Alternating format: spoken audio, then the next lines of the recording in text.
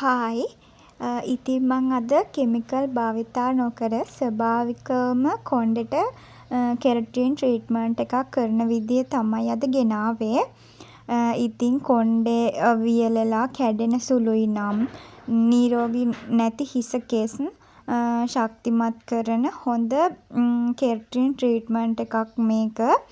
ඉතින් හොඳට ෂැම්පුව දාලා කොණ්ඩේ වියළුනාට පස්සේ තමා මේ කෙරටින් ට්‍රීට්මන්ට් එක කරන්නේ.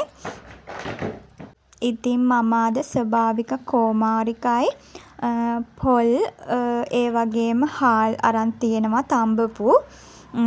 ඉතින් ඒ ටික හොඳට ඒ කියන්නේ පොල් වතුර දාන්න නැතුව රෙදි කෑල්ලකින් ඒ යුෂ ටික ගන්න ඕනේ. පොල් කිරි ටික අරගෙන ඒ තුන හොඳට බ්ලෙන්ඩර් කරලා තමා අපි කොණ්ඩෙට ඇප්ලයි කරන්නේ. ඉතින් ඇප්ලයි කරලා පැයක් විතර තියලා නාන්න. ඉතින් හොඳ රිසල්ට් එකක් ලැබෙනවා.